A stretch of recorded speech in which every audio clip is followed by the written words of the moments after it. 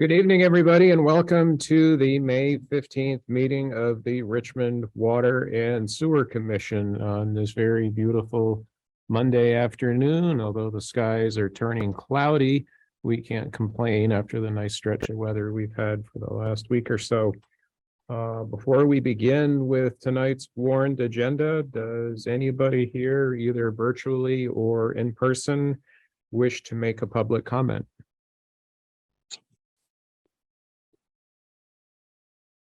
Hearing none, seeing none, moving on. Josh, Board, any additions or deletions to tonight's agenda? Okay. Moving right into tonight's agenda. First item is review of monthly water testing data for April. Josh, did you want to lead this? Sure. So included in the packet, which I'll share here on the screen, is the water testing data for April. And all of the numbers came back in the acceptable range with the exception of one day. It's like April 28th for fluoride levels were at 0.3. And that was just when they just put it in the batch. Okay. I think they just put in a new batch very recently. So occasional dips do happen. So of note in that data, the day before was 0.7, the day after was 0.8. So that specific day is a day that we had to mix a new batch of fluoride. So it is actually, we leave the well pump off, and that's the number that's generated from just the water the next day. We're refining our technique a little bit, and actually this last time that we did it, we actually ended up with a 1.0 the day that we mixed it. So we're getting better at figuring out how to keep the number. Okay, thank you.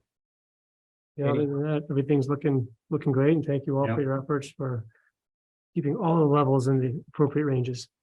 And worth noting, these figures were derived using the new procedures the state has asked us to use. Yeah.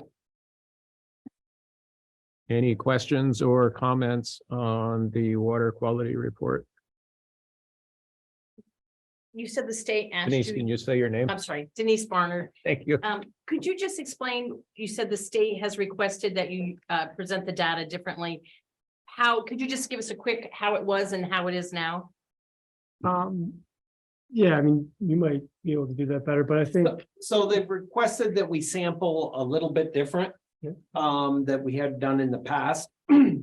What they would like us to do is sample, and which we are doing, and we had already started before they asked us.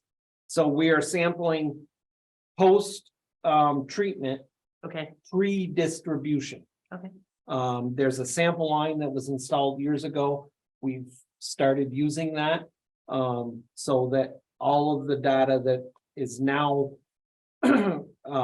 obtained at the Waterhouse, and we still are taking data from the wastewater plant where it had typically been done, but I believe that after a couple months, the state's not going to request us to do that because our numbers are showing what they want. And really, so the only number on here, thank you, that was really, I think, succinct and good overview. The far right column, that number, I believe you're still taking at a water tap at the end of the line, which is at the wastewater station, because they wanted us to look at free chlorine in the line at the end, and that's the one that in a few months, they said, look, we don't need that. And I know you guys are keeping separate data that you're still collecting just for your own informational purposes for operation, but the state isn't requiring that to be reported. This is exactly what they want back. thank you. Yeah. Bard, you have a question? Go ahead, Bard. I think there's a really useful conversation. I was struck as folks were talking, the benefit of being offsite, looking at the guide and ponder the question, would it be worth modifying the guide document to describe where the sampling occurs for each value? I think that's worthy of a conversation. Yep. I think we can update that. That's a good idea. I think I had meant to, and It's okay. I realize that people tend to ask. So if we're going to be sort of complete in that document, I guess the question is, and we don't need to beat it up here, but the question is it worth adding a sentence to each one to say where that value is derived or taken? Yeah, that's no problem. Good suggestion. We'll take care of that in the next month. Thanks, Bart. Any other questions or comments?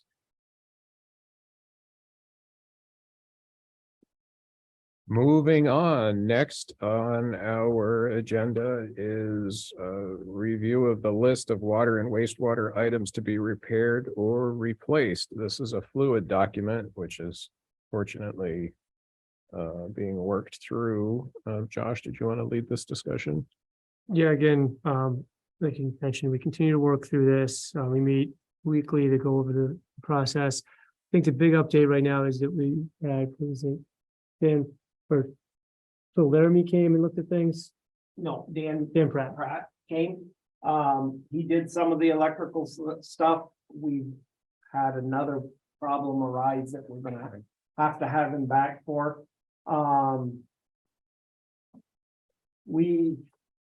I actually this morning had a text from Tom Allen, and way it's looking, he's anticipating whatever parts we needed for our dialer and stuff. And maybe not this week, but next week, he will be up here for a day and we'll get a bunch of stuff addressed that we really need done. That's great. Bill is putting together a price for upgrading the check valves in the pump station, which is basically the next thing we really need to fill to address. Really, it's the plant's in pretty decent shape right now. I mean, it's together, it's working, it's functioning. We're just the 20-year upgrade gets that stuff together. Looks like the 24th. I think so. I redid my vacation time, so I will be there for the 24th. That's for the site visit from Hoyle Tanner as they wanted to kick off the Yeah. 20-year study. Because we need to get that going, and I mean, it's fine, it works out for me. The other thing, I contacted a couple of companies that deal in septic receiving units. One is in Canada. I'm fairly impressed with them. The one that I'm really impressed with is Franklin Miller out of New Jersey. They were really great calling back. They piece their systems out so we can, add on as we go if we decide we want to put something else on. No, I didn't get an email back today with any numbers. But I'm pretty impressed with their setup. It ends up being a key card, a flow meter. Nobody can dump without a card. They get a printout, we get we can set it up on a computer system. So it takes care of everything, and then we just print it out at the end of the month and bill each company. So I think it would be a real big, both of the septic receiving are like that, so. Okay. Can I ask a question on that? Of course. How far out are they? I know you didn't get a price, but like, Um, the parts are always, or getting pieces of. Actually, the firm in New Jersey seemed to think that they could put one together at a pretty decent clip. Some things around, I know, I didn't get you to sign the PO today, but we have a confirmation on another backwash pump that we had talked about. It's the exact same price as the one we ordered before, Wait, stay focused. but it's 16 weeks out. So that's 16, Yeah. but we don't But know how far he seemed to think that they could put one together as quick as we needed you it. could order it. Yeah. Okay. Oh, that's good news. Thank you.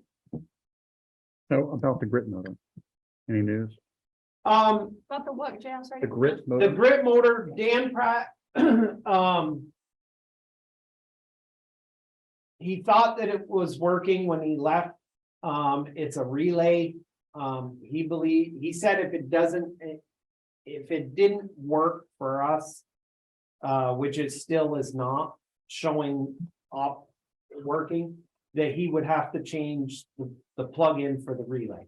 But he has all the information and I just have to call him back and tell him.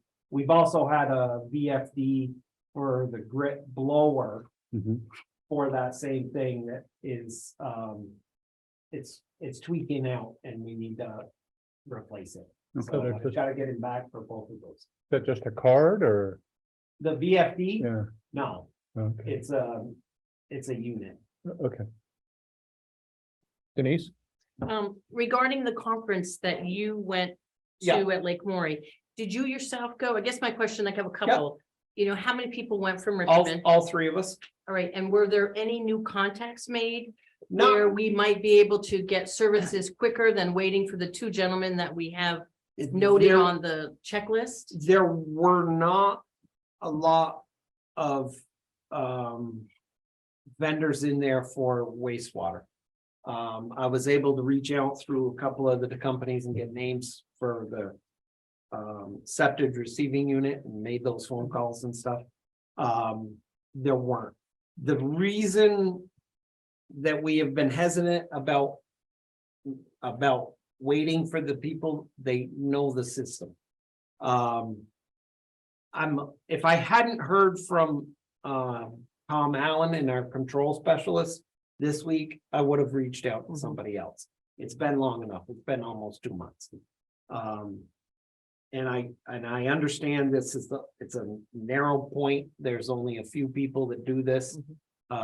Nate gave me the name of another company, but he's like, they're gonna be just as bad as Tom Allen. And I know you're also waiting for a piece of equipment. Were there any firms or companies at the conference that might be able to get you the piece of equipment that we've been waiting for? And I don't remember what it what was, we're but it was a waiting for. long lead time. The pump, Was it the pump? $30,000 pump. Yeah, but we're not doing Yeah. anything with that until we get our 20-year upgrade.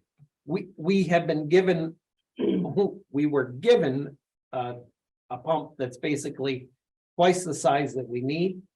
It's 25 years old. We installed it. We can go home. We have 2 pumps now.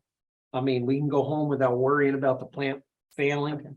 And that is just to tide us over till we get the 20-year upgrade, which is supposed to be, the pump section is supposed to be done in July. And we're supposed to be able to have them installed, hopefully, if everything works right, by the end of early November, maybe. Thank you. Thank you for attending that. Any questions or comments on the list?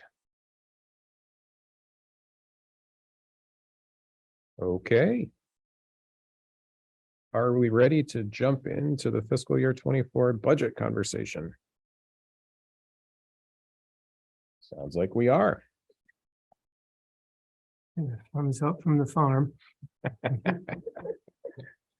Pull up the right spreadsheet here. Yeah, where do you want to? You want to start with water? Well, maybe we start by sort of what we've included in the packet. and we Okay. can kind of go from there. So the budget has largely remained unchanged since we initially started looking at this in April. We also, so I have that in the packet. We also have the rates as we looked at them last week. And as we talked about in the last meeting, we can take this meeting and kind of have a working meeting, go through, what if we tweak this, what if we tweak that, we can go through the rates and look at that. We also included, Connie had an idea on another way to look at the budget. So we included sort of an alternative draft. And essentially the changes here are remove contribution to water and wastewater from unassigned funds. Reduce the contribution to reserves, noting that we're going to need to spend a lot more money, probably upcoming, based on items that we know we need to replace, but we don't know exactly when or how much those are going to cost. Updated the unassigned numbers at the bottom and added FY23 reserves to this budget. So what ends up happening in that version is even though we're removing the use of unassigned funds, we reduce the contribution to reserve so much that the overall amount to be raised by the ratepayers in both water and in wastewater is less than the original draft FY24 budget. So wanted to present that as just an alternative way of looking at this in a very unique budgeting year. So we can start wherever the commission would like. Did that do anything to the rates you said, Josh? Yeah, so let me explain that one a little bit more in detail before we go into that.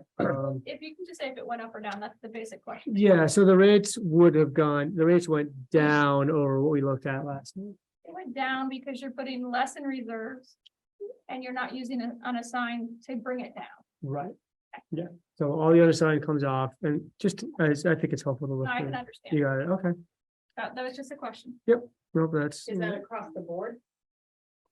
yeah, so here, it might be helpful just to take a look and see. 'Cause I think it is, And Connie does have a few. oh yeah, sorry, maybe let's let Connie, well, you're the chair.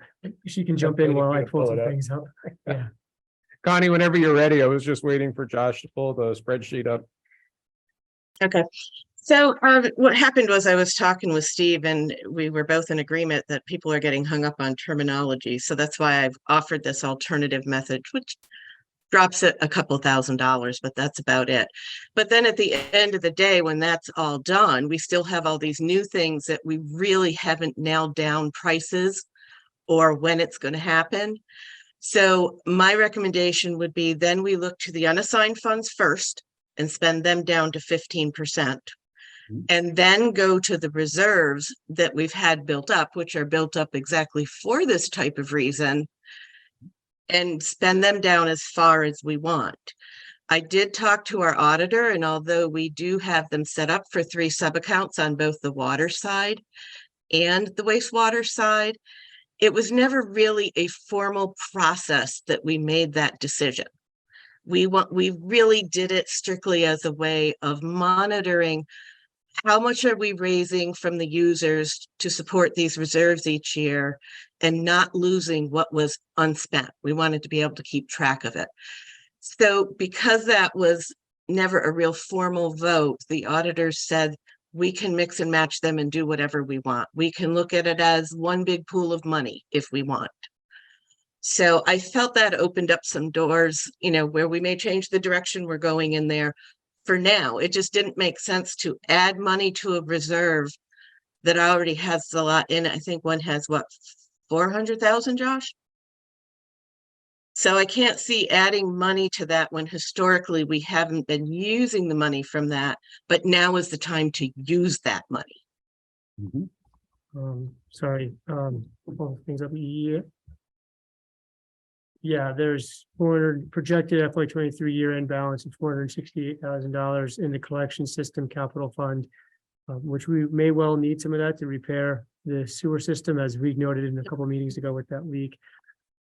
Let's take a quick look at rates just so we can see where that can be. Yeah. The 468 is a general fund, or is that specific to water or wastewater? That's specific to the collection system capital fund, which is in wastewater. So all the pipes that are leading into the system. Okay.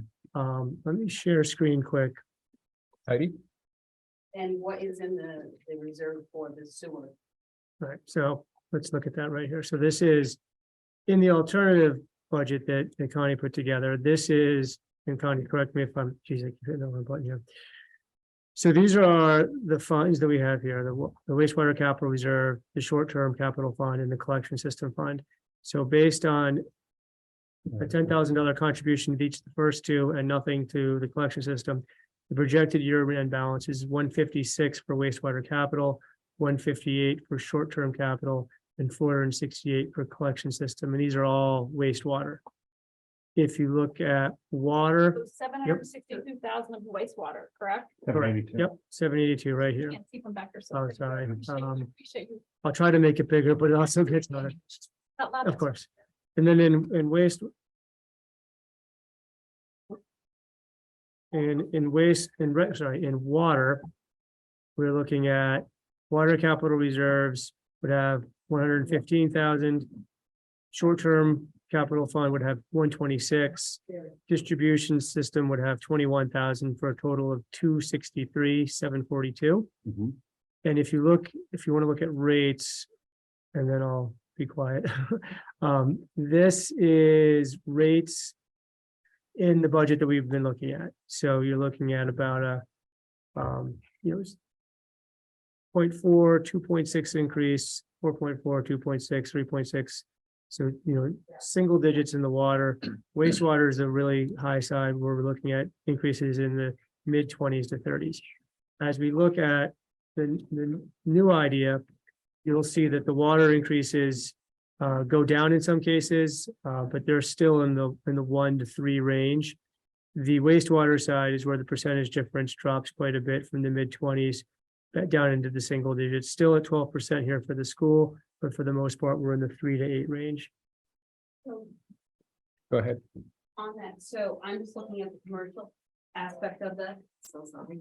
And the question I have for you is, what does that calculate in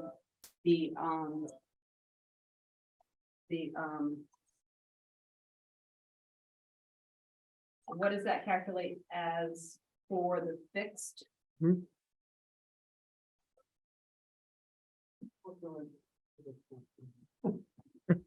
So that could be right here for commercial. So fixed for water is at 615.03, and this is in the alternative version. And fixed for sewer is 473.11, and that's per year.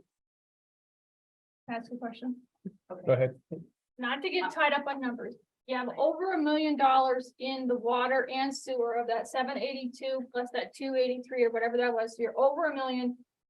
I'm not getting caught up on labels, but what are you referring that to? Is that, can we call that reserves for right now, even though it's not really reserves? Is there any unassigned in that, or is that strictly what you have intentionally set aside and called reserves? Correct. So this, So you have that intentional set aside of the reserves of $1 million, and then last I knew you had about 500,000 in unassigned so between the two. in water, we would end the year fiscal year 23 with 263,000. That's this number here, and that's assigned to these 3 Yep. funds. Make sure I get this right here down here, looking at unassigned funds FY 23, projected unassigned to end of FY 23 would be 191 In water, in water. So that's the 263 plus the 191. 100,000, yep. Yep. 200,000. Now tell me how much you have in your sewer. for Sewer. unassigned. Yep, and the sewer unassigned, we are projected to end with this here, the 541. So we're at 750,000 in unassigned and then over $1 million in assigned. Are you combining water and wastewater? Yes. Oh, sorry, I keep them separate just because they're sort of separate. You can tell me which one you're sitting on between the two, because Connie started the meeting by saying they weren't set to water and they weren't set to sewer. So that's what she said. So let's No. clarify, because I think that's, no, Go ahead. that's what she said, that's not what she meant. Go ahead, Connie. Correct. Yeah. What I mean by that is we don't have to, water is called Fund 20, wastewater is Fund 21. Within each of those are 3 sub-funds. Those 3 sub-funds within each one can be commingled, not between the 2.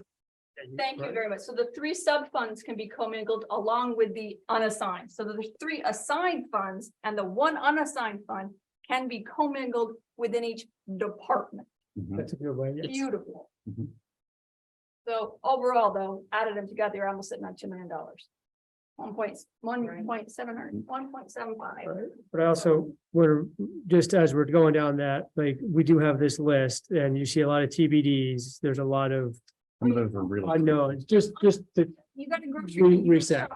yeah. 20-year shopping list. We are gonna have a 20-year shopping list soon. I got you. Denise? Okay, so just for clarification, the list that we keep seeing that was last revised on May 4th Mhm. is the items that you have right there on the, Yeah, so what I did was I took that, put this into an Excel format and then tried to assign numbers where we could. okay, As you'll see, there's a lot of TBDs because we're still waiting on estimates and some things we just don't know. And there's some things we're hoping to get to in 23, but some that will roll into 24. and I just have one other question, and I apologize, I don't understand this. you had previously said that we were sitting on something that was twice as large as we need for our plant, The pump, the pump. So that says to me that we haven't used it to its potential. No, no. we was just given that Okay, by a contractor who knew we were in desperate need of one. okay, This And- was a pump that he had taken out of a Okay. system, And then we have, 25 years old. and we're not Gave using it it for more the- than a year. It's It's- got a year in. It's a Band-Aid. Yeah. It is just a Okay. Band-Aid. all right, that's what I was, That is all. okay. After that, we're giving it to the Radiate Art Project and No, we're keeping it for backs. somebody needed an anchor. Connie, I see your hand up. Go ahead. So the last piece to what I was proposing, because I know the question has come up, well, what if we spend down those unassigned funds and we spend down our reserves? We do have to look at our cash flow, but what we can do, and we have done it before with the water and sewer department, is rather than having to take a loan while we wait for reimbursement from the state, we can prepare ahead of time and take a line of credit.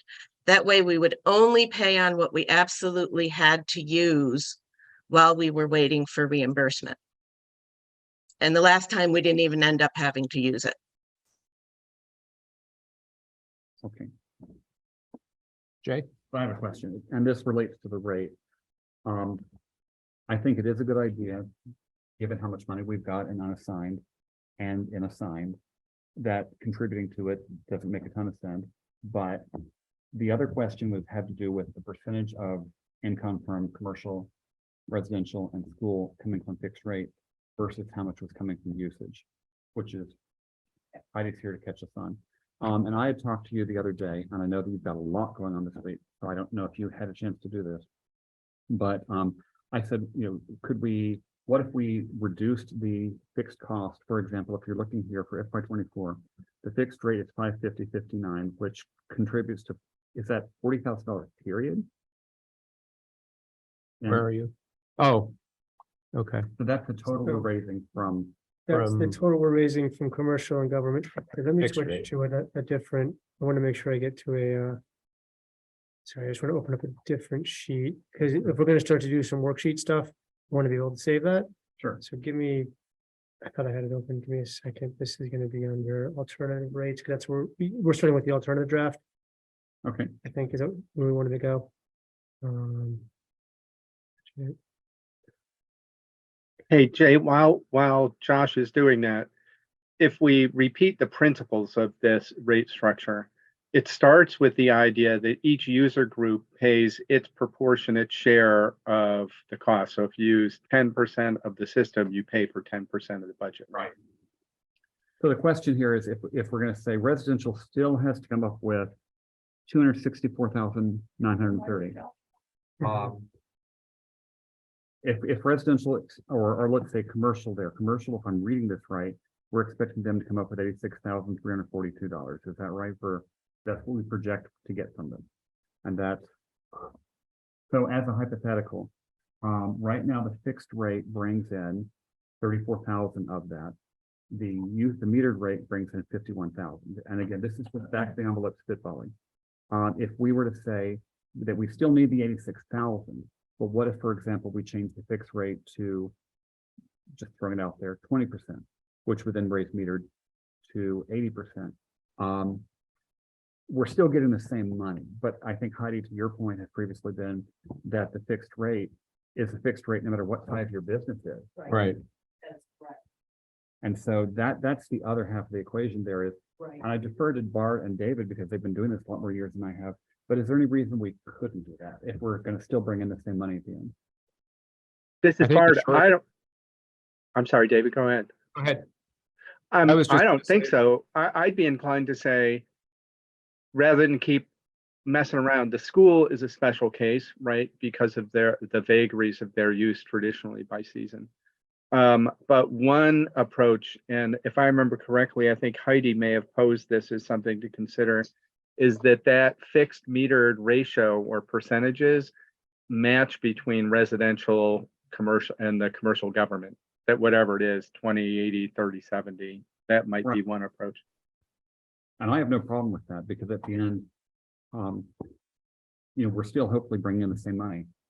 But from a standpoint of the small homeowner who doesn't make very much, or the business owner who doesn't make very much, and usage might be small, changing this would mean they have a lower fixed rate and the cost will be more borne by the big users. Right. So Jay, I just did that. So that then changes the sewer to 236 per year for fixed. Increases the rate 22.41 for the meter per 1,000 gallons in the sewer. And it drops to 307 for fixed and water and 14.29 per 1,000 gallons in metered. So Heidi? let me pose my question, that what if we did the same thing for residential and did 2080? Because to your point, Jay, I'm not sure there was a strong case. I remember many years ago, Chris Granda had an opinion about, informed by other kinds of utilities where, you don't want this sort of death spiral where you encourage low use, you come up short, then you have to do stuff. I don't know if it applies here, but that is part of its origins for what that's worth. Heidi? So Bard, last meeting, while you were out, in Paris drinking beer and having a good time, we were discussing rates. and going on the note of the school back before COVID, and I just want to bring this up. So 2017, I went back to, there it's before COVID. They were actually paying more in 2017 than they are now in 2022. This is why I'm not saying residential, I'm saying it's the school that needs to be adjusted. But isn't it based on their usage, their most recent temporal usage? The issue has been because of COVID, they got such a lower rate that it has continued since COVID. They're completely back to normal now. So we should reset it to what it was before COVID. Correct. Well, that I'm just going to say that is not what we've said in the past. The policy was to use the most recent pattern of use across the user groups. And I appreciate the point. We might make an exception for the school. And I would observe it catches up in year to year. But if your thesis is that we're undercharging them this year, that we want to return to some other use rate.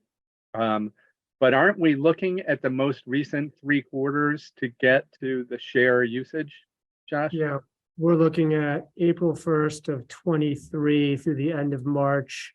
Oh, sorry, April 1st of 22 through the end of March 23. So the most recent 12 months. Kara? I don't mean to switch the subject, but here you're trying to crunch these numbers. The question that I have, since you haven't been metering your septage, and that's going to be an increase of a minimum of 20% increase. Have you already in all of these charts first increased their dollar amount, and how much did you increase them by before you start trying to shuffle the other numbers, because it might be taking some good money off the top of what you need to bring in. Does everybody understand that? If you're $100,000 off in that calculation, that's $100,000 that all of these users benefit from, all of them. So Can I jump in to that? I'll just say it was sort of a funny experience coming back, and I don't remember what day it was, but if I remember correctly, there were 3 septage hauler trucks lined up waiting to get in. I have no idea like what they were actually bringing until we know what they bring, but to Kara's point, it's a really sound one. I'd be ideal to really get it ASAP to what are they actually dropping off, and what do our rates look like relative to other towns. It struck me, didn't we just raise the rates modestly and they were still apparently lined up at our door? Yeah, they didn't even blink. Yeah, we raised them twice, 2 small increases. the comment that Stephen made at a previous meeting, Bard, so that because you weren't here and you didn't hear it. And Angela Cote testified that she went and saw this facility and said there was a hauler that came in, said that they were delivering 2,000 gallons and said they had just come from pumping 5 septic tanks. Well, if you do the math, if they were 500-gallon septic tanks, that's 2,500. That's a 20% savings. And if they were 1,000-gallon or in between 1,000 and 500, any one of that combination of 5, you're anywhere from a 20 to a 50% savings, so, or higher.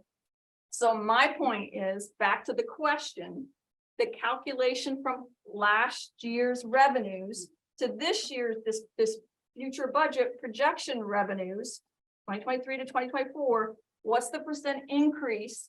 You calculate all the percent increase of all the actual users, what's the percentage increase for this septage? Now, I'm not saying the rate increase for them. I'm saying, how much money have you projected to bring in above and beyond? I would imagine going on what we are assuming we've been collecting, the rates would be correlated to the new rates we put in. Not the rate. I'm asking for the total revenue, just like you just like Jay just looked at. What's the total revenue that we need from this group of users? Mhm. What's the total revenue that you've projected for the haulers compared to last? Is it 460? Is it the same as last year? Is that what you're asking? Well, I it'd don't know be- percentage increases. Got to have some percentage increase. Everybody else does. Connie, go ahead. Connie, you're muted. One thing worth mentioning, and I know I have not looked up the exact numbers, but if I had to guess, at least 80% of that septage number is coming from one hauler. We know who that is. Okay. Heidi? So it's a problem with all your eggs in one basket is if they decide to go, that's a big hit. Still a question. I need the answer before we go on. Heidi? So the question would be, Stephen, you were gonna be going and looking at the meter. Yeah. He said that before you came. I'm sorry, Yep, apologize. So when is that being hooked up? we've got to get some prices and stuff. I've contacted the companies. Mhm. I was on the phone with one today. Mhm. He's supposed to be sending me the stuff, with pricing. And then we have to discuss it. I mean, it's expensive. About approximate, He didn't even want to guess. go there. Okay, so, I mean, we know it's gonna be expensive. Yeah. I think that's obviously, my feeling is one of the first things that needs to happen. ASAP, as soon as we get Yeah. those numbers. Do we have at least 3 bids out there, or is it just one person? No, there's two Two. companies Okay. that I've talked with. One's out of Canada, one's out of New Jersey. Okay. I feel they're both pretty comparable. Mhm. I feel pretty confident about the discussion I had with the guys in New Jersey. Mhm. The guys in Canada seem pretty on board. I personally like the fact that dealing with the guy in New Jersey, he was prompt. He called right back the same day I called him. And it's by the gallon. Yeah, oh yeah, Okay. you can set it up Sure. however you Because want. Canada's different, so just Yeah, wanna make sure. By the liter. No. Be Yep. flow meter, access card. You can't dump without the access card, automatically tabulates bills. And if, once we get the gloke out of the tank, we'll be able to take more too. Yeah, actually, I looked in one of the tanks this weekend. I've been trying to keep one of the tanks empty to dry it out. It actually has more solids in it than I thought. I'm not surprised. I mean, it is over the top of the blowers. Bard? You know, picking up what Kara sort of put down, do we have like a back of the envelope estimate? 50 grand, 70 grand, 80 grand, For the For and the- any idea? I think the basic unit, I think we're looking at 50. All right, so I'm gonna suggest we increase the septage rates to, based on our current use, to cover an additional $70,000 expense, because that's a cost of doing septage business. That business ought to pay for that product line requirement. Here's my point to you, Bard, is the question I'm asking isn't the increase in rates, it's the increase in revenue. There's a big difference, okay? You don't have to increase your rates if, I mean, I want you to, don't get me wrong, I've been pushing you guys for years to do that. But if your quantity is going to be measured at a 20% increase in quantity, there's instant revenue right there. Well, based on 460,000, that goes up to 552,000 if At it's just 20%. 20%, right? Yeah, But and my question is, have you already done, what was the increase that you did in this proposed budget? I don't think there's an increase. if there's no increase, I strongly recommend you Sure. increase it minimum well, 25%, because you're going 24% on your users. Well, we can't depend upon that until we get it installed, right? I see what you're saying, but we can't depend upon that until that's Yeah, in but if place. you're gonna capture a range between 25 and 50%, or 20 and 50%, So, you don't have to worry about it the first 2 months it's measuring. You're gonna pick it up in the last 12 months. Yeah. I mean, the last 10 months of the year. so let me just to give a little history maybe on septage and how we've budgeted for that. So this is our historical budget on septage. So in 22, we put in 430. In 23, we did 460, and so far in 24, we've budgeted for 460 again. The conversation we've had in the past has usually been, let's under budget a little bit in case those numbers fall. That might be a different conversation now if we're getting new meters and we realize as we increase the rates, people are still coming. So we could change this 460. I also want to look at our actuals. Wait, Jeff, what Yep. you did, can I see, ask Sure. you to read a number, because I Yeah. can't Oh, see it on sorry. that here. Yeah, let me get The back. FY 22 actual is for Yep. what? 483. I'm getting to that too. Thank you. Yep, nope. So looking at our actuals, we went from 238 in FY 19 to 426 in 20, 494 in 21, 484 in 22. And these numbers haven't been updated for a bit, but we were at 406 as of mid-April and rendering into the busy season as people are getting septics pumped here. So I think we could probably go to 480 or more on septage, and I don't think we would be shooting ourselves in the foot. I think there'd be plenty there, and I don't think we're gonna come up short on that. And if we did, we do have unassigned funds that we would end up eating into a bit. But I think we'd be safe. I think you should go to 500,000 on it, because you're already at 484, and then you're at 494. I think it's realistic to have 500, and then if you need unassigned funds for 20,000, you need unassigned funds for 20,000. But that 500 going, putting into that budget will impact the rates Mhm. To the users. correct. So let's do But that. 500 is just that, let's just talk about what that 500 calculation is. Is it a calculation because you're increasing septic rates? Or is it a calculation because you're putting the meter in? Or is it the calculation of the combination of the two? I would say Combination of the combo. two. So I Denise? just want to be on record that that's what everybody in this room understands it as. Okay, so some of the documentation that I had been reading, and I want to address this to Connie because she said, don't put all your eggs in one basket. And correct me if I'm wrong, but I thought even with the new increase, we are still the absolute lowest in Chittenden County In Chittenden County, yes. to take haulers. Okay, That is true. Yep. I can find that. We're lower than Essex? Oh, yeah. We were tied with Montpelier. Are we? A little I believe higher? just raised theirs. Okay. We're still the lowest. Montpelier raised theirs. Okay. He just happens to have the figures. I can share that. Document. When was that done? That was like 2 months ago. I'll pull it up here. In May, we just went up to 80. Okay, We're at 80. Okay, so this was, You Heidi. here, I'll share this. And I mistakenly told one of the haulers that we were going to 9 cents, and they're like, oh, that's the price of doing business. Yeah, so if we raise our rates and if we But get I'm accurate, not- if we get accurate metering, Yeah. we're gonna be swimming in a big pot of money, right? Possibly. Absolutely. So, Possibly. so to, You may lose some haulers. and gain others, so to, especially the ones who aren't being honest. real Yeah. quick, I want to go back to Denise's question. So this that we have up here, this was as of December 2nd. I don't think we've updated it since then. I know you guys were trying to. But we were at 0.065 down here. We did go up to 0.07 or 7 cents on January 2nd. And then where did we get? We go to 0.8, 0.08. I thought For you jumped April. up to 0.75. Yeah, Some We went from point. 0.75 to, yeah, I think, 7 to 7.75 to 8. I think we're at 0.8 here in April, Yeah. aren't we? Yeah, so, May. It's starting in May. Thanks. so May 1st, yeah, so 0.8 then puts us here with Brattleboro. So this What's it up document I'm there? seeing is the entire state of Vermont. Pretty much. It's pretty much, yeah, not just Chittenden County specific, so. Not every Place takes it. place takes Right. septic, and some only take what they need. I mean, you have some, I think, Canaan up there, they only take 10,000 gallons. That's 2 trucks. We just gotta be careful, we don't raise the rate so much if everybody goes to Bennington.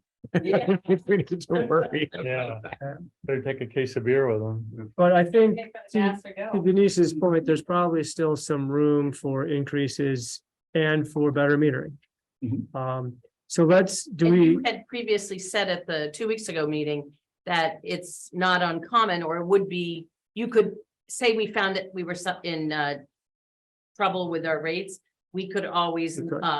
increase again. It's not a Right. set time. Yeah.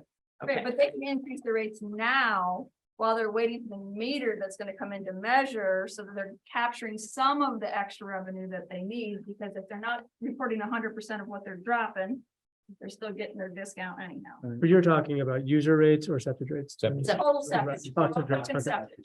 I didn't know, okay, so if we wanted to take this 460 and go to 500. Let's do that, oops, not 50. Josh, while you're doing that, can I make an observation? And this has come up before. So these haulers are not connected to us by pipe. They're connected to us by truck. What's the cost of moving one of those trucks a mile between maintenance operations, the driver, the gas, the wear and tear? And if we compare that to the total cost of dropping off a load, I'm gonna guess like going another 20 miles more than makes up the difference in overhead costs than the drop-off cost. Does that make sense? Yes, and Bard, to your point, the next cheapest town was South Burlington. You know what the traffic's like in South Burlington. The hauler's not gonna wanna go there. Hey, actually, can I check your math for 1 second? Yeah. We only went up 10% instead of 20%. 460, That- 460,000, because we were 460,000 last year, and again, this year we were the same amount. Right. So to go up 20% Would be would be 550. 92,000 on top of Right. 460, right? Would be 552, so go to 550 is a more realistic number. You're If going you're to gonna 550, increase, yeah, if you're going up 20%, minimum 20. so if we go to 550, there'll be quite a reduction, it looks like, Mhm. on the 20-80% here. But this is still at 2080 fixed metered for residential and 2080 fixed to metered for commercial. But then that gets us 45% drop. I mean, the fixed is gonna go way down. Metered goes down by 5%. And still though, well, the metered goes up right, for commercial, but that would make sense because we're shifting the burden to, from fixed to meter, from base to and it's use. a smaller amount than, Mhm. or a smaller number. And Go I ahead. think the principles that several people have laid out to us in the recent past and again today is if you reduce the fixed cost, who you sort of protect are the low users, the classic single older person not using very much, a commercial user that's got like one office and a bathroom that they don't use very much. Just be clear then who gets charged more are the high users because it shifts cost to the usage. And I'm not saying it's a bad thing, it's just a mathematical observation. So high users would pay more and low users would pay less. And that's what I'm going back to school. I think, Go ahead. I think also an exercise in all this, not that we're gonna chase haulers away, but is to understand, you know, Bard was bringing up the cost of these drivers, is to have a good understanding, whether it's a spreadsheet of how much septic do we need to bring in to dry out our loads Around 15,000, round 3 trucks a day? a day. That's 5 or 7 days a week? 5. That's 5 days a week? Yeah, yeah, Okay, we try to keep a little extra in the tanks for the weekend. right. Because, I mean, we try, it doesn't always work out that way, but it happens. And what, on average, how many truckloads do we get on average? Go ahead. 9? So 3 times that. All right. So I we've would- got, I think Steve's number is a little low on that. You probably want to be, you're better off on that if you do from like 20 to 25,000 gallons a day. okay, Percentage overall, if you're running it with waste sludge, because it depends on how much waste sludge you do. If you actually do more waste sludge a day, you need to have more septage with it. So it's Right. really based on how much you waste. So waste, your waste. solids in your process. What we waste out of the system. Okay, so, So the proposed budget you have right now, can you just, that's the one where we're reducing what we're putting in reserves and we're using no unassigned. Yep. We've now increased your septage hauler revenues, 550. okay? And I hate to, I can't see them all, Yeah, but it looks like the rates are going down. Now, are you back to your original percentages? no, we're still at the 2080. I can go Can back. you go back to your original percentages, just Sure. so we can see, because that's where it is right now. So see what the look is of what's right now before you start changing them back up. And that's, there was 30, 70, 40, 60, I think, right? It was, I know it was 30, You know 30, what? 70, but Let me double- ready, were you 40, Let me 60? double check. In meeting work. Or you can keep it there, show us. Okay, let me just double, I got the other. Sorry. Nope, that's all right. I think this is the one we haven't changed yet. Water rate sheet, and it was at 30, 70, 40, 60. So let's get back to the alternative, which is, 30, 70, 40, 60. and this Yep. is the alternative. Yes, let me- so there you go. We're cruising down water. Yep. So Water increases are under 3%. yeah, this one, They're at 3.2. there's a 3.2 here, and Okay. that's residential fixed. No, that's commercial fixed. I'm sorry, commercial You're fixed. highest in your commercial, which your commercial people are saying they have an issue with. But then wastewater goes down. That's the largest drop in wastewater, still at because 47. water is not that expensive, what you're charged, it's the wastewater that you're charged the highest rate of. So savings on your wastewater is a huge saving. Mhm. No, we're charged higher. On your water per gallon? No, per gallon. The wastewater per gallon, it's charged higher. Yeah, that's what we We're were at saying. 20. So by You're getting a at 20-something% savings on your wastewater, that's a good savings, even if you're going up 3% on your water. You're getting a 20, Still getting net it. difference of a 18, we're not, I can't see what the 20, I see what you're saying. yeah, Yeah. it's So- over, it's almost a 20% savings. Savings. Yeah, you're welcome. That's, Just all- that's if if we kept everything the same, just change the septage and revenue. So can commercial live with the 20% savings? No, I'm Well, serious. it's a good question. Jay, this is hard. I think it still calls the question for the smallest users. Do we want to mitigate or reduce the fixed fee? You know, because somebody uses 100 gallons pays the same fixed fee as somebody who uses 10,000 gallons, right? Mhm. So I think that question, that sort of principal question is still valid. What should the ratio be between fixed and usage? And I'm coming around, I was persuaded years ago that there's a logic for a difference, and I'm coming around to maybe there's a logic for consistency across those two groups. Are you thinking like a 50-50 maybe? What, for commercial? It's the fixed rates compared to the residential Right. rates. They shouldn't be 5 times what residential is. Well, it has to do with the fact that they're at a 30% and you're at a 40% for a fixed rate. So your percentages are off to begin with, so that you're gonna see a difference there. So And let's it's driven by their actual use. On average, commercial Right. uses more.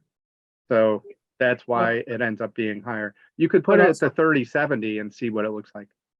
Also, for fixed rate, keep in mind, there's 75 users to spread that fixed rate Yeah. out on commercial and government and 421 in residential. I think that's factor. the denominator there is pretty big. Yeah. But we could go to 30-70, see what that does. Mhm. It would be an incremental step and be parity, so to speak, and whether we want to change, one approach would be to match them now and in a future year contemplate modifying them further based on what we see for patterns of usage and revenue. I would think to that, Barb. So can I you, couldn't hear Go ahead. this is Erin. Can you hear me? Yes. Okay. So I just divided when you did the 70-30 and it made the fixed rate for water 115 per quarter. And it makes the fixed rate for sewer 67 per quarter. So that helps. Does that, how do the people, the commercial people in the audience feel about that? Aaron, say that again. She was showing it by, I divided it so it showed by quarter. 115.32. Is that what you got? Yep, and then I got 67.25 for that Yeah. one. These are the by quarter numbers here, if for commercial fixed. I'll just highlight that so people can see. So So, that's what you're, right, Aaron? yes, so it would take the fixed rate down pretty substantially from what it is now for your sewer, and it would help with the water. And just to point out now, those ratios, I guess residential is only half, or commercial is only twice of what not even twice what residential is. Divide that the correct? residential by quarter, you got a quarter up the residential. Right. You know, that, yeah. Divided by 4. Or still below us. They're gonna, yeah, they're, but Oh, there's yeah. gonna be that factor, 30 goes into 115, you're still 5 times, right? Right? There's your residential. No. And that has to do, again, with the gallon use. It's not a function of the rates. It's a function of how many users and what's the volume. And right now, the fixed cost for water is $150 a quarter, and it's $114 a quarter for the sewer. It's 149.02, Aaron, for fixed water and Right. 114 for sewer. Right, so it's gonna half your sewer per quarter, and it won't half your water, but it'll bring it down a fair amount. Correct. And something that I've been looking at, which is a conversation probably for next year, but there are other towns that do their budget and how they charge people. They have like tiers based on their usage. So like if you use like 20,000 to 50,000 gallons, you're in a different tier than others. So that might be something for us to look at, not before tomorrow, but once we have a better idea of what we're using in town and how much everything's costing us, it might be worth looking at some other ways to split up the rates in the future. Heidi? And Aaron, I think that's an excellent idea. I think once we get the plant situated and get the meters going and the meters in even residential and commercial and get that situated, then I think that's definitely an excellent discussion. Thank you. So you can even do this rate the way you've got it here, project, switch your rates up for your commercial, if that's Yes. what you're hearing for commercial, and reevaluate next year if your other side of your commercial comes in and goes. But if you're giving them a savings across the board to begin with, you're gonna have people who are happy, much happier, not even realizing the shift potentially. Heidi? I would have to say, I do, I agree with Denise. I agree Your with it. bigger use of, because we are one that is a smaller one, but I also have to be concerned about Stone Corral as my tenant Mhm. to make sure it's not going to affect them. And I did speak to Ryan about what we were discussing, but not knowing exactly what was coming forward, being one of the biggest users. Well, he's looking at a 10% increase in the metered amount, but he's looking at a percentage of savings per metered amount, so. It's a sewer for them. It is, the water is being produced in the pier. So the sewer is different. Gotcha. Okay. So their increase in their water, let's just look at that. Yeah, they pay less in sewer if we factor out what goes out the door in the year. Come back to the plant. Right, so the metered amount You're I saying know. for I water. got the bill, don't worry, I know. So they're seeing an 18% increase. Is that the number? 18% increase in their water use on their calculation for their rate, for their metered rate? That is, yes, that's this year. Big. Cha-ching. Cha-ching. Problem for your large users. Yeah. By going to 30/70, and that's why it was a 60/40. The unassigned funds that we're adding, can we add it to just offset the water rates? So we're not adding unassigned funds in this model. This is the Okay. model where we took away unassigned funds and reduced the Okay. amount of contribution to reserves. But to answer your question, you could add unassigned funds in just the water side of the budget. You would actually have to separate it, because you can't commingle. So if you wanted to add unassigned funds from water, there's an ability to do that. What if you do? And this what if- version will still use them. They just don't have an impact on the rates.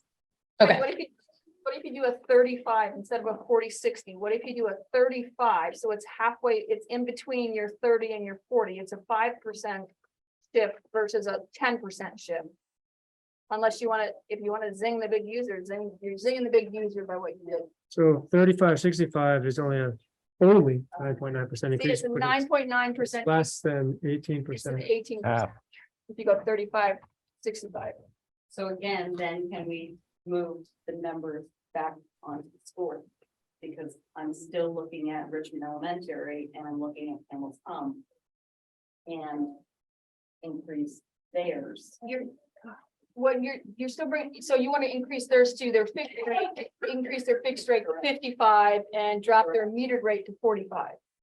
But are they a big user in metered? I mean, I don't know. But that's not going to change. It's not- No, because it'll, Yeah, one group. I think what changes that is assumptions about gallon use. Yeah, usage. Denise? I also want to just point out, since we unified and Linda and I were just talking, we think it's been 6 years. But it's actually more fair and equitable because we also have kids from Huntington, Bolton, Jericho that are now using those schools. Yeah. And, since we unified so that the cost share is equal to amount other towns as well. So I just think that's Can I a little- explain Bart's point? Bart's point is, it doesn't matter what you're gonna do, it's based on gallons used by group. It's the whole chart here is based on gallons used by group. So if your assumption of the gallons that are going to be used by the school is accurate, then you're not moving anything from your commercial Mhm. into school at all. If the whole system is based on gallons used by group. You have to change up how many gallons each group is using if you want to put more of the cost onto the school. Right? Or you got to increase the school's rate, But period.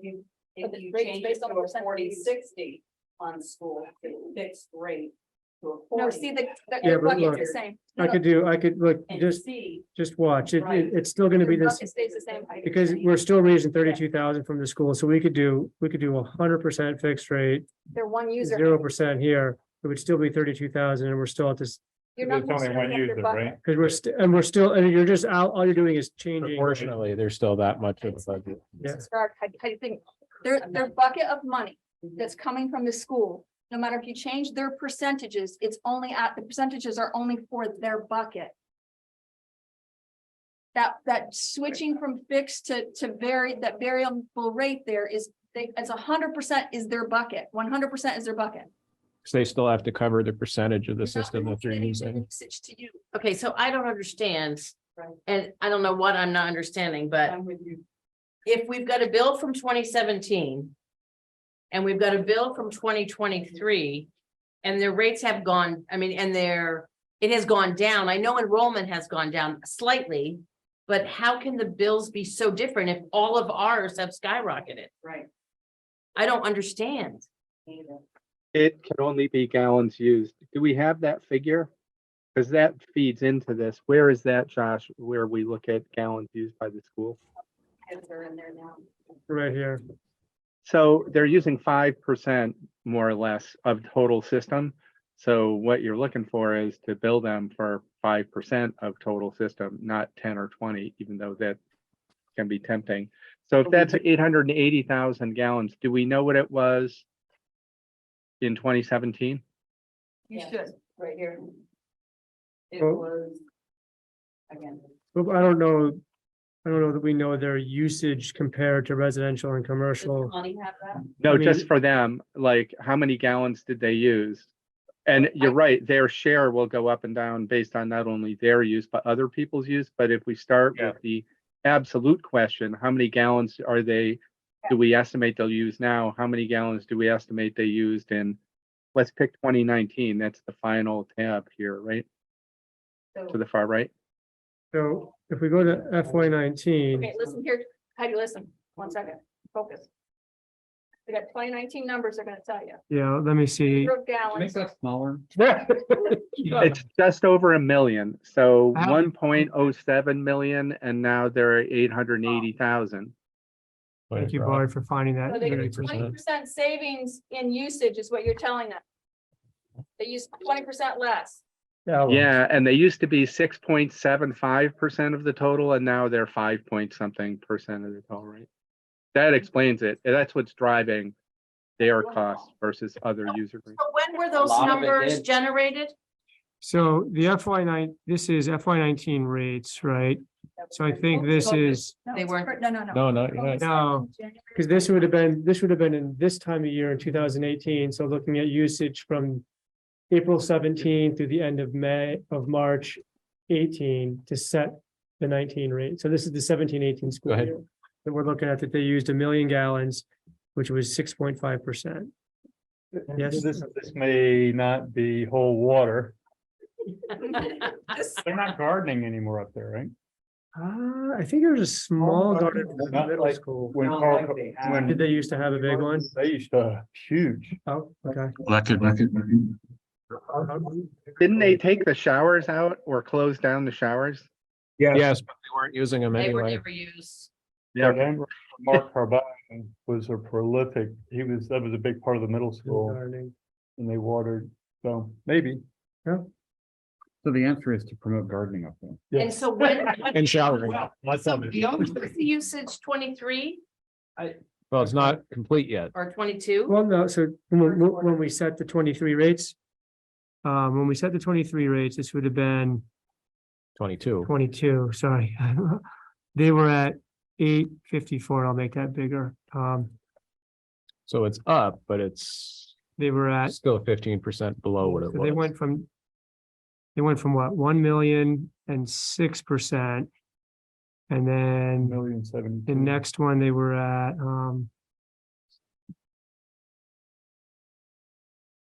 so they dropped from 1 million and change to 1,007,000, so still at 6%. And then the 21, I think we used the same numbers, didn't we? Because that's when we got into COVID and we used the numbers for prior, because we skipped the most recent 12 months because we said, oh, no, actually, that would have been for this one, because in 21, we were in March of 20, so COVID hadn't really Yeah. affected yet. Yeah. So that's where I think if we look at this usage, the school is at, where is that? What In about this, way yep, down? way up here. No, well, this was at 938. I think in 22, we used the same Right. 938. Did we not? Why didn't we? What happened? Maybe I'm, but either way, it went from 938 to 860, 854. So one would observe a trend in those numbers, yeah? Yes, Going down. but down, but went back up. Yeah. Oh, no. No, they haven't gone back up. But he's saying you 854. need to go back up. Well, but their usage went from 854 with 4.92% to this from 2 years ago to this one of 881 and 513. So they actually went up at a lower percentage. It looks But their like. bills have gone down. Down. Right. Yeah, but this is Um, still, No, it's all based on percentage of use. but it's still lower than the million that they were, it was up I understand. but before, because they were at they're 1 million gallons. transitioning the other way now, Right, and they still stayed at the same rate. right.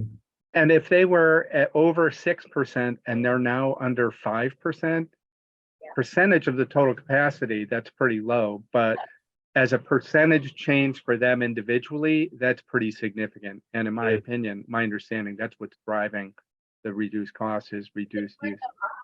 You could bring them up to 938,000, the last one that you saw that was the next highest, the But- 938,000 mark point.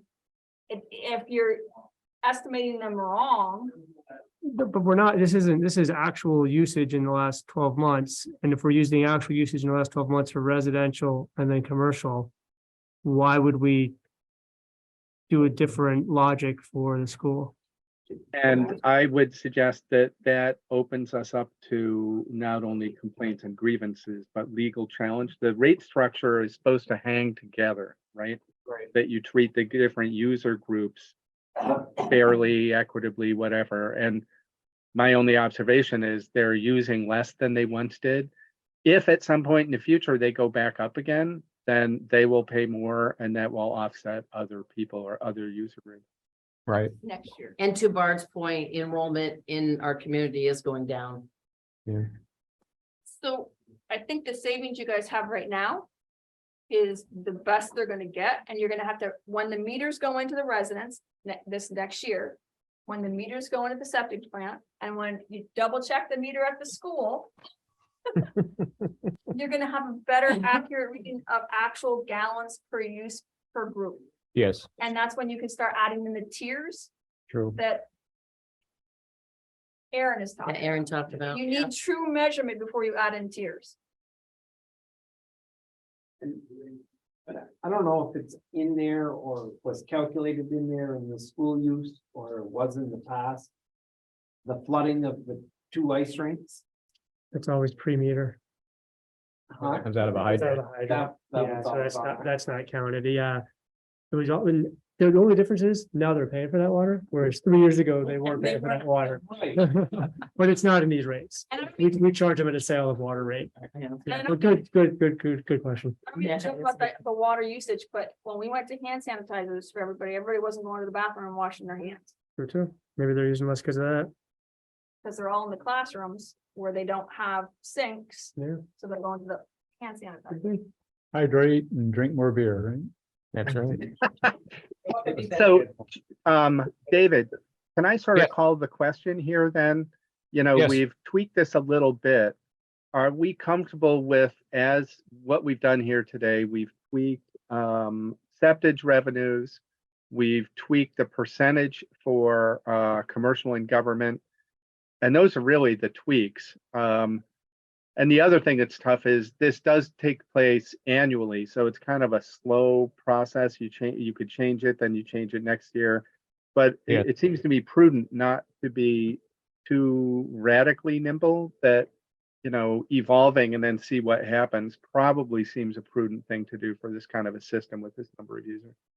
Yes, I think not using your unassigned funds right now until you get your grocery list complete and your 20-year list prepared is realistic. Yeah. But if I think next year when you do your budgets, you really need to look at your 15% where you're supposed to be instead of being at 35 to 50, whatever it might end up being at the end of FY24. Heidi? So once we get the meter with the haulers coming in. Mhm. And we see that and I'm anticipating that within the next 2 months. Mhm. So what's in 2 months? What's the deadline? Mhm. 2 months. Okay, right? You said No end of pressure. July. You said And, end of July, it's more than 2 months. July 31st. Yes, that's what you Okay, said. all right, July 31st, no pressure, Stephen. Okay. Okay, and we get that in.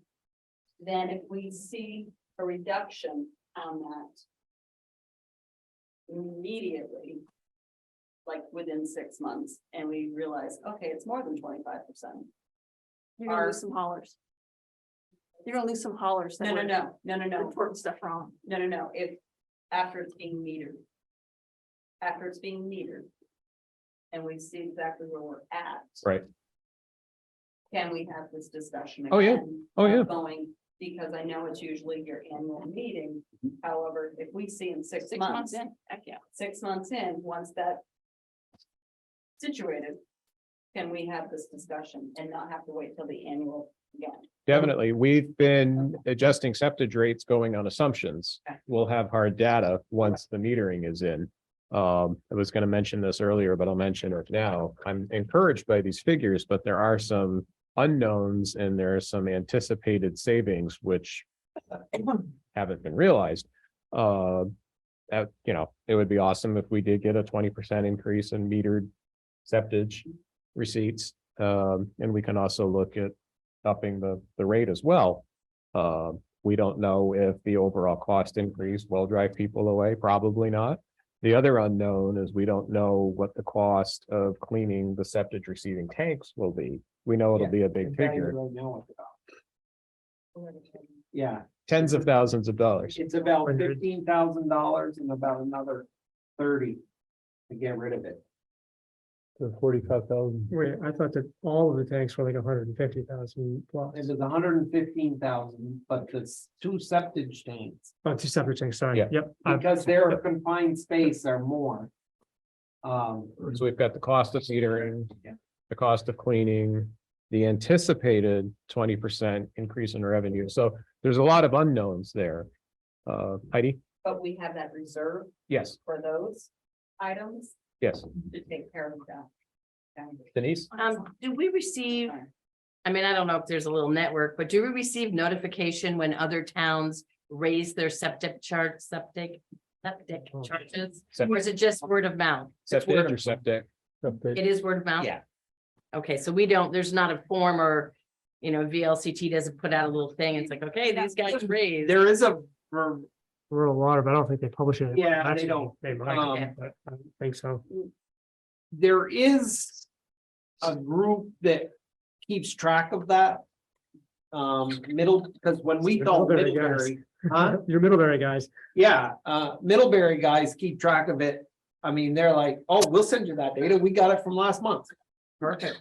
And they keep track of that almost monthly That'd be to change, awesome. but, Just so we can see what's happening with our neighbors. Yeah, yeah, oh no, I mean,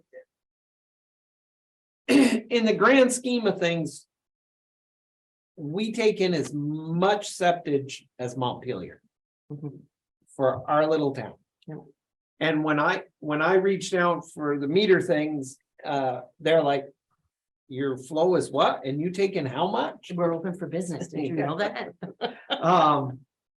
But I mean, it is a revenue and we need to get a handle on it. Yeah.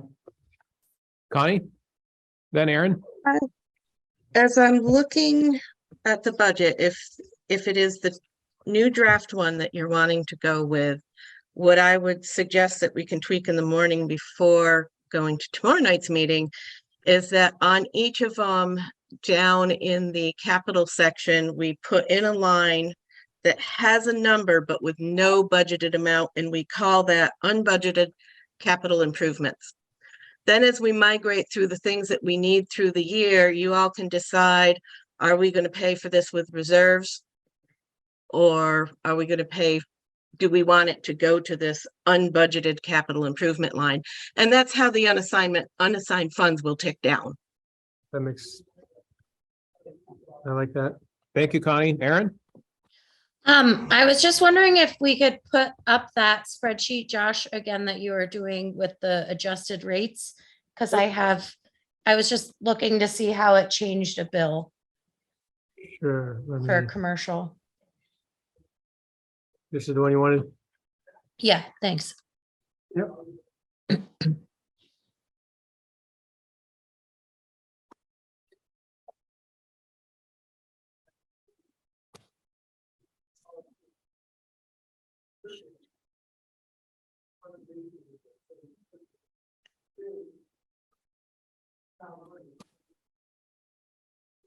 And then can you explain exactly, Connie, how that would be done quarterly for the fixed rate and the metered rate, the water and sewer?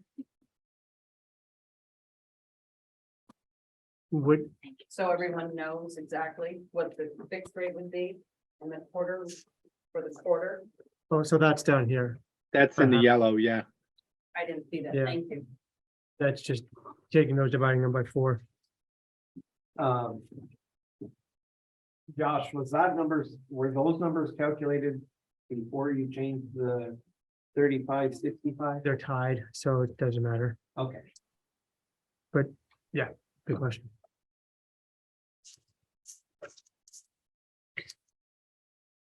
Money still over here?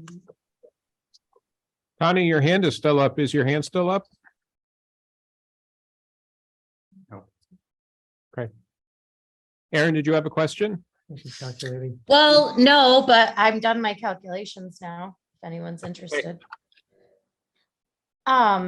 So a customer shared their water bill with me and they used about 20,000 gallons per quarter. And their current bill was about 700, it was 789.20. And with the new rate structure, if they used the same amount, it would be 722.22. So it's changing a little bit, but not drastically, but they're a pretty big user. I'd be interested to run the calculations with someone like Denise, your business, because I think you're probably a high user, to see what that would do to your bill as well. Just out of curiosity. That's for you, Aaron, when I get home. Okay. So I you'll ju- have it. Well, I just think it's good, at least for my brain, to see what it looks like when you plug it into someone's actual bill, because these Yeah. numbers are important and great, but it's also good to see what it does to someone's physical bill in 23 versus 24. Maybe that's weird, but I think it's important. No, I Oh, I agree. do too. And it will be great for the meeting tomorrow night to give people examples, Yes. you know, and that's huge when you can actually give an example. Isn't So- it true that these figures in this table going up above are averages? By definition, they're averages, right? Yeah, So low users would have, everybody has the same fixed rate. Low Right. users would go down, high users would go up in this scenario. But you're right, it sort of depends, like if they're an average user, if they are the average user, it would be, you know, the rates that we have here, but you just have to calculate the metered use. if they are the average user, it would be this, where they would have been paying $14.90 and 17 cents for water and sewer combined last year, and they'd be at, I mean, they're going up, 15,370 total combined, yeah, so. Oh, sorry, combined goes from 26.31 down to 24.36. So you're at dropping 195. This is like if everybody was averaged out. Right? Yeah, Wait, go back. yeah, sure. And I shouldn't have. But this is showing if everybody was the actual average user of all 75 users spread across, and everybody used exactly the same amount of water and the same amount of sewer. And the only way that's plausible is because high users will pay more. And this person must be a average user, because if you average those two numbers by 4 quarters, it's $756 per quarter. So this is an average user's bill, so I'd like to do it to a high user's bill. Well, are you talking residential Mm-mm. or are you talking commercial? I was talking commercial, I just want to make sure. but I'm gonna do it to residential too. I just don't have Well, my bill residential, handy. Change your percentages, so all the savings in residential is gonna be, From your metered, Well, and on that septic on the sewer side, yeah. with the increased amount of septic revenue anticipated for 24. And to state an obvious tenet of the percentage allocation, so to speak, that if the school has gone down, somebody else had to go up. If they were at 6 and change percent and went down to 5%, that percent has to come out of somebody. Somebody covers that percent, whether it's commercial, government, or residential. why are they not just at 100%? Why are they based on a usage? If their bucket is 100%, you gotta bring in 100%. I'm just curious. Wait, what's this? I don't follow the The question. school's based on 100% bucket, why aren't they just a Addition. fee? well, Do it all fixed? Yeah, why not? What does it matter? No, I mean, Just curious. yeah, I mean, I guess they're a little different because there's not. Well, I guess even with the school, if they don't use as much water, then Goes down. they would get a savings, and if they use more water, that's the other, so there you go. Well, that's, yeah, After the meter, water's free. Yeah. All we pay is a fixed rate, You right? said it was 100% bucket. Well, but everybody's sort of the same, yeah. but if they use more than their 100% that they're budgeted for, as long as we're charging them a metered rate, we'll get money from them. Correct? Yes, Aaron. Yes, Aaron. Wait, I thought we were talking about charging them a full fixed rate. No, we're good. We're good. Okay. We're good. Right? Kara, stop. Ah, Connie, go ahead. I was just gonna say, it does matter because your July, August and September is gonna be much lower in usage, Right. depending on when their breaks are. But they have summer school, they have part 2. Yeah. So there's a lot of programs going on in the summer in those buildings. And they have. There summer is, camp. but if you look at the numbers, it's always lower in that quarter. Yeah. True. Sure, for a second. Yeah, absolutely. So, Angeliki, just who was obviously listening to Angeliki, sent me an email containing Oh. these enrollment numbers.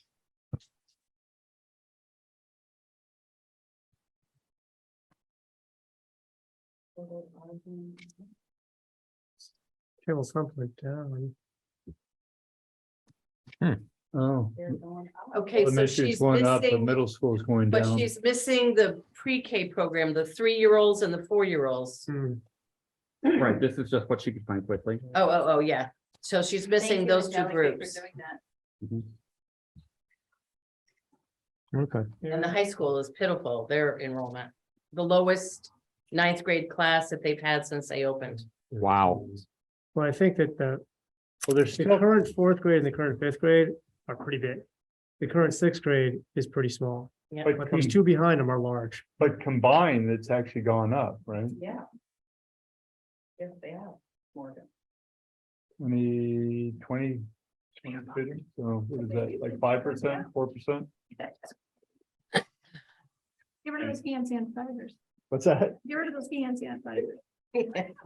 And make the kids shower for PE. Yes. Oh, my goodness. All right. Plus those couple- Are we out of budget that we want to look at tomorrow and rate structure that we want to look at tomorrow? And I think so. maybe there'll be some more considerations for calculations that Aaron might want to do, but Yeah. it seems to me that we're at a good spot and we can Go with it. go with that for tomorrow. Thank you. My goal was to just to help save for some of the Yeah. residential people who have asked me to come. I Yeah, I think appreciate that's, the savings. Thank you. that's good. Can you get that hand off Bart's face? It's driving me nuts. Yeah, who knows? I'm asking. Okay. Are we ready for an update on the Gateway Expansion Project? Telling you. Take it away. Who's looking at who here? I guess we can start with the scoping of the line. You want to go there? Two things need to be done. We need to do a pressure test, but wiser minds said, wait a second, before we do a pressure test, maybe we want to make sure there's no really obvious problems. We need to scope it. And I'm sorry, where did we leave the scope? So Vermont Rural Water has a program where we can get it scoped for no charge. So I think that Tyler's looking into scheduling that with Vermont Rural Water. I think he's working with Joy. I'm not exactly sure. Maybe you know more about who we have to schedule for a I was contractor. getting it scheduled. Okay, you're getting it. We had some questions about the size and diameter of the pipe, the length of the pipe. He can scope, rural water can scope about 900 feet max. And then we'll also have to do it at a time when we can drain there's check valve to drain back into the, school's wet well. We'll have to drain those because he can't scope underwater. Mhm. But I was hoping today to get a date, but we're on the schedule already somewhere. I should have that before I leave this week. And then once we have that scope, the results of that will lead us to if we can pressure test it or not. Mhm. Because the concern is you pressure test a line is weak and failing, and you have larger problems to clean up. What we did we get in writing or did we get verbally that if the line explodes and we have to repair it, Yeah, the we REITs will bear the cost. We outlined ideas to put into that agreement and have not made an agreement yet. Okay, but nonetheless, it did occur to us, if we blow up the line, somebody's got to pay for it. It is the reach of the school that would pay for that, yes. I'd like that ironed out before we pressure Yeah. test. most definitely, Yeah. Because even if the scoping shows that it's a perfect line, you could want still that blow covered. Yeah. Okay. Can I ask a question? Go ahead. So did the land trust agree to let them continue? Last, Oh. I thought we were at a point where they couldn't hook to the school for a private line. The land trust did meet, and Jeremy Hoff sent me an email saying essentially that the land trust board discussed it, and were amenable to moving forward with allowing us to tie on and extend a line beyond the reefs. They needed to get it specifically nailed down exactly what we'd be allowed to do with, because, for example, we already know that they are not interested in allowing us to jump to the other side of Route 2 and run line to over George Verberg Lane.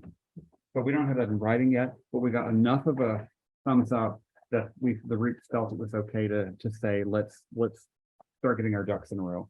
Because I believe they'd like to build this construction season and time is passing. So I have not got anything in writing from the land trust, but we did get a more or less kind of thing. Well, to be Obviously- clear, they already have an easement for the benefit of the reefs. The question is Right. what's beyond.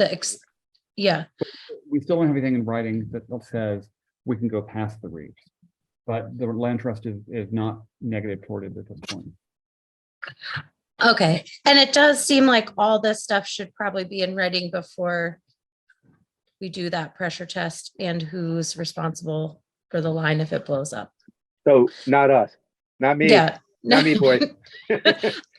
No. And my other question was, if someone wanted to hook, if it continued on, but someone wanted to pay for their own, like, would the people between, say, like the mobile and reaps, would they be forced to hook on to that?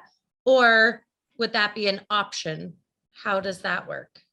So in answer to that, technically they would be forced to hook on, but in the past we've extended lines. We have been willing to cut people some slack and not require them to do it instantly. A couple of cases, I think a few years went by, but at the end of the day, they ultimately do have to. No. But to be clear, if the first phase of construction stops at the reefs, there's only the reefs who could Right. be served. So it depends on future extension or expansion, right? Is the pressure just not? She's back on. Are the people between like the mobile and reaps interested in hooking on? Yeah. Well, we did a survey. Maybe. A couple years ago, and one property owner was no, the rest were more or less okay, but that was based in part on a bond repayment schedule that was high, because we were going to be coming all the way along Route 2. With only having to jump on from the reefs, the cost per parcel to retire the bond per year will likely be much lower.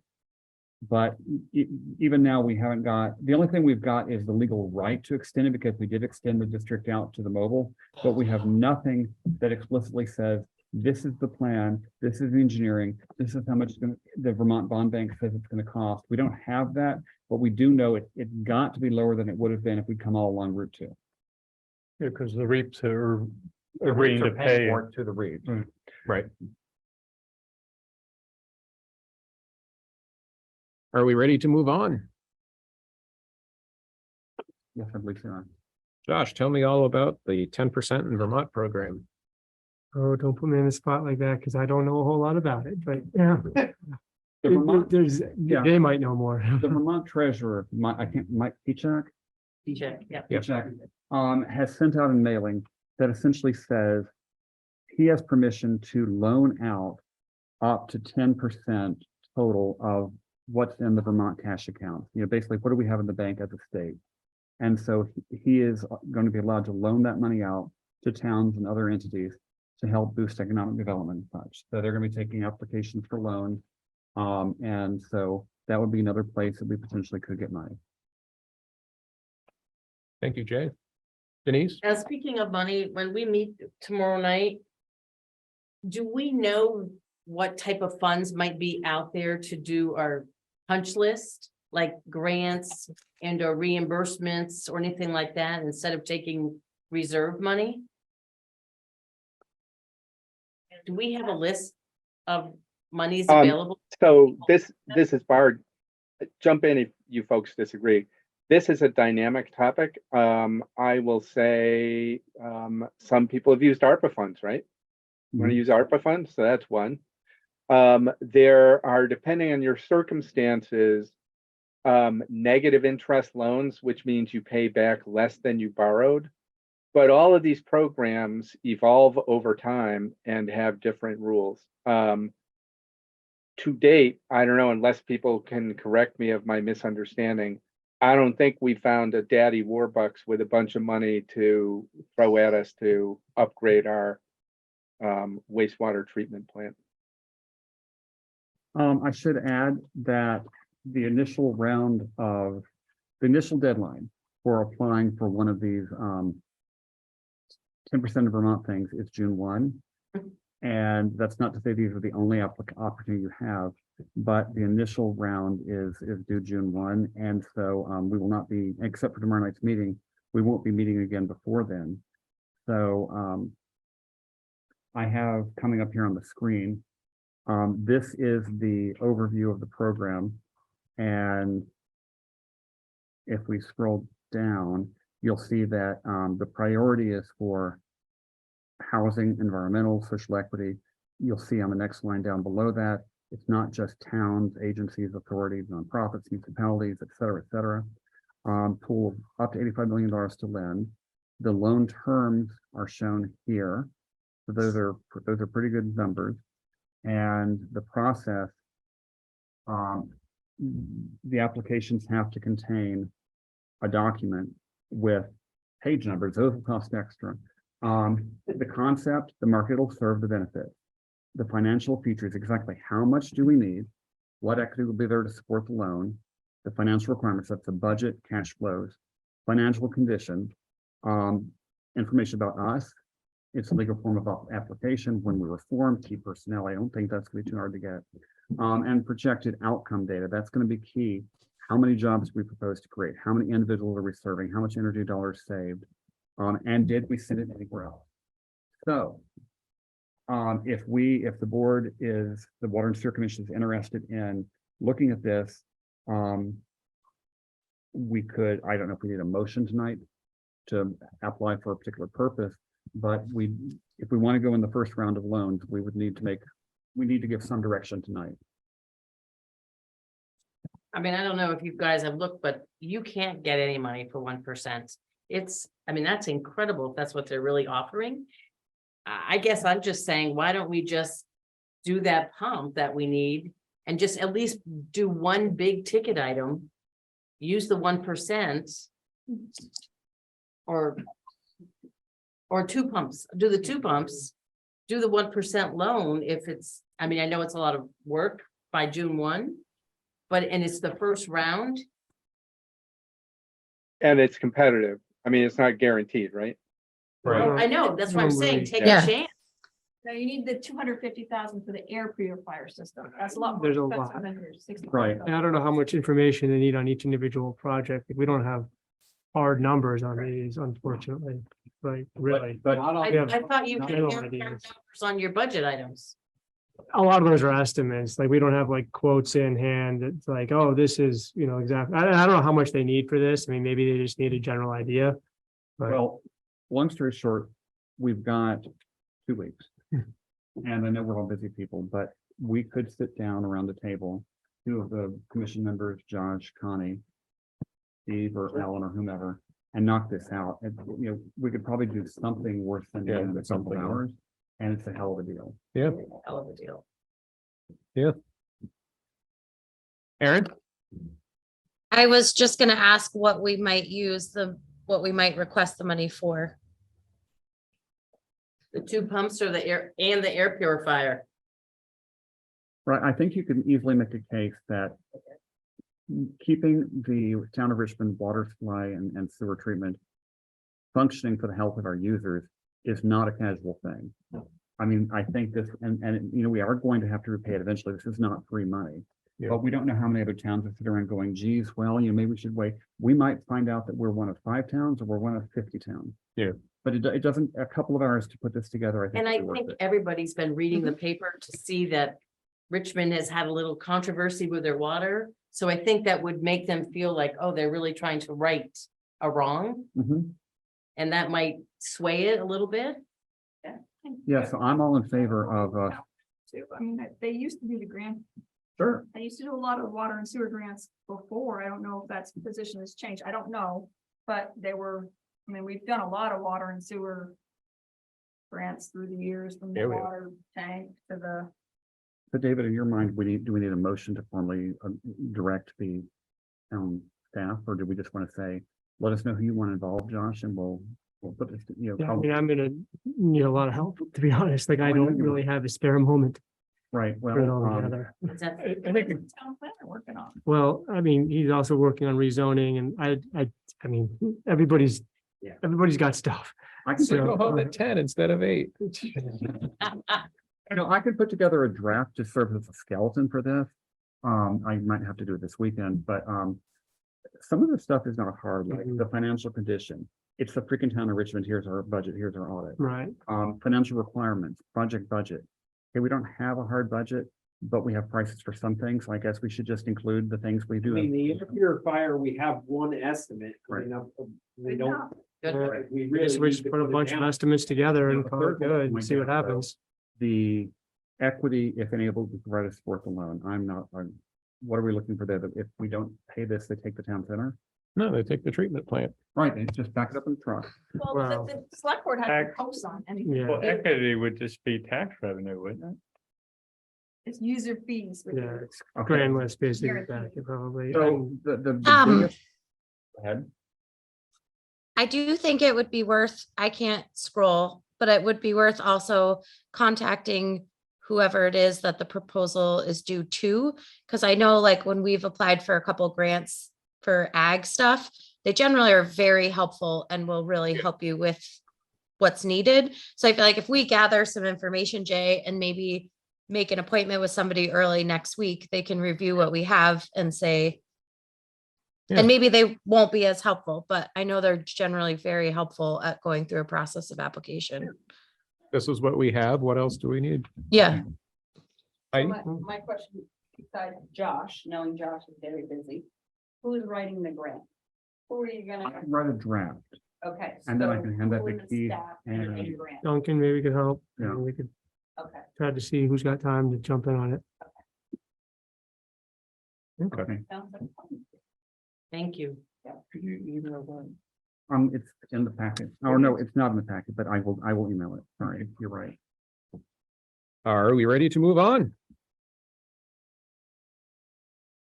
Approval of minutes, warrants and purchase orders. Let's start for a motion to approve the draft minutes of the May 1st Water and Sewer Commission meeting. I move that we approve the minutes from the May 1st meeting. I will second that. This is Jay. Thank you, Morgan. Thank you, Jay. So has anybody noticed any changes that need to be made to those draft minutes, or are we comfortable approving them as submitted? Okay, I did notice that Duncan doesn't always write what I say in the meetings. Oh, ouch. Ow. Duncan's not here. Oh, there he is. so Aaron, do you have any? corrective- Nothing that was drastic, but there were a couple of times that I said something last time to clarify, like with Denise about the 20-year study, and those didn't make the minutes.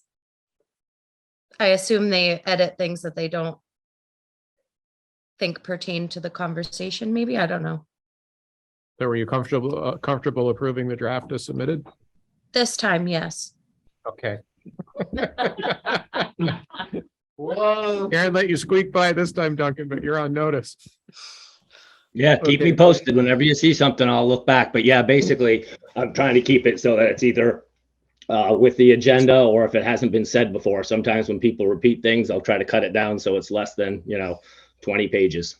That's what I assumed. And I know there was a lot of repeating last time, but there are some things that I know I'm a go back to the minutes to read things sometimes if I miss a meeting of something. And it is helpful to know everything if you haven't been following the meetings for every time. Denise? Going to that point, could we make sure, I really liked Aaron's comments earlier today about the metered usage. So could we just put a blurb in the minutes so that when she goes back and looks at those minutes, she can say, we need to start looking at that. The tiered, yeah, because I think that's a great idea, Aaron.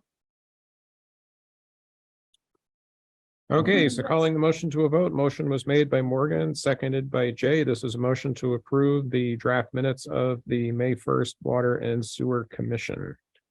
Please. Morgan, I. Jay, aye. Aaron, I. I will abstain. This part. And David, I. Motion carries. I move to accept the warrant as presented. Thank you, Jay. Do we have a second? I second it. Thank you, Morgan. Motion made by Jay, seconded by Morgan. Anybody have any questions on the warrants as submitted? Nope. Okay, calling the motion to a vote. Please identify yourself and signify your vote. Morgan, I. Jay, aye. Aaron, I. Bard, aye. And David, I. The warrants have been approved as presented. And Josh, I'm correct. There are no purchase orders tonight, correct? That is correct. Okay, so next we have items for next agenda. I think we should have an annual meeting of the Water and Sewer Commission. How about tomorrow? Okay. Perfect. What time?